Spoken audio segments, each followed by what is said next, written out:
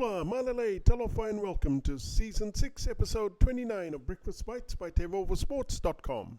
A wrap of Pasifika People's sports news on a bright and warm Saturday morning, 29 July 2023. Coming to you with tons of hanisi from the 180th meridian in the middle of the Pacific Ocean. In the FIFA World Cup group games yesterday, Argentina and South Africa drew 2-2 in Dunedin. England beat Denmark 1-0 in Sydney, and China People's Republic beat Haiti 1-0 in Adelaide. Today sees Sweden versus Italy at 7:30 p.m. in Wellington, France versus Brazil at 8 p.m. in Brisbane, and Panama versus Jamaica at 8:30 p.m. in Perth. And at the Netball World Cup pool games in Cape Town, South Africa overnight.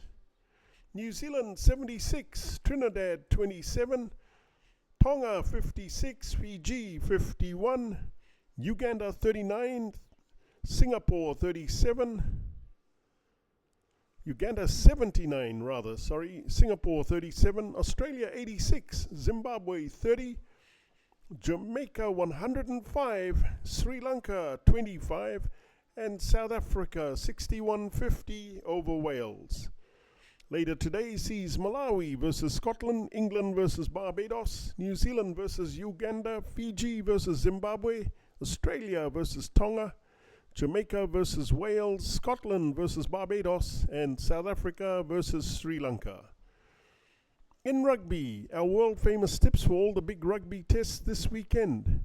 Fiji to Coco Pop Samoa at Apia Park. New Zealand to Kiwi Frubu, Australia at the Melbourne Cricket Ground in Melbourne. Tonga to Noni Juju, Japan in Osaka. And South Africa to Sambarina, Argentina in Johannesburg.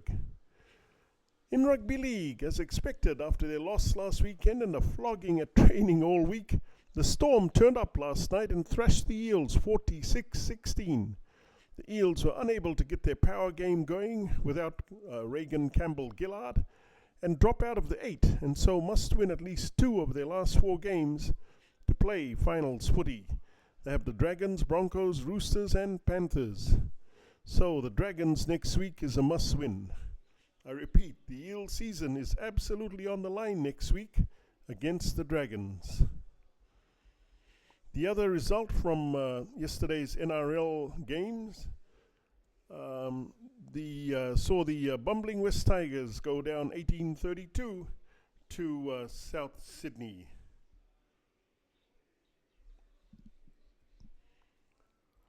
In sports biz, Peacock Streaming, with its strong sports content, delivers to a subscriber base of 24 million, up by 2 million from the prior quarter.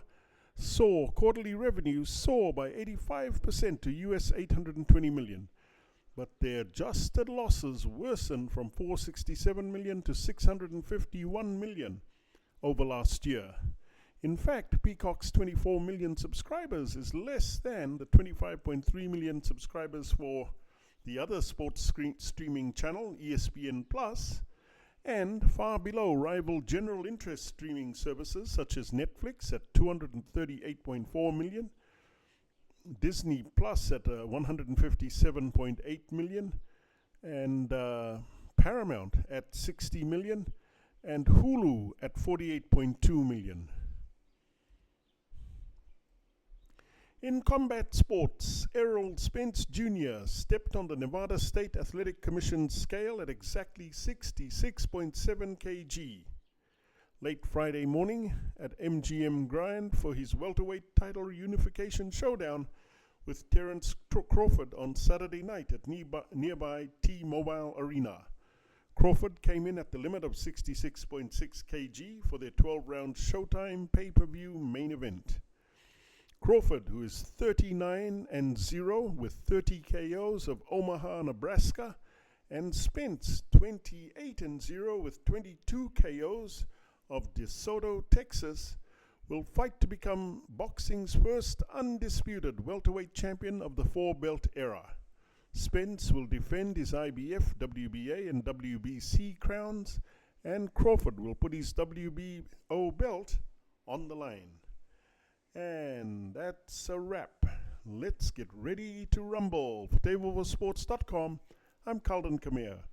Please hit the like and subscribe buttons below if you want to receive more Pasifika sports highlights on Breakfast Bites. Mahalo, ka kite, and thank you all too much for all your love and support.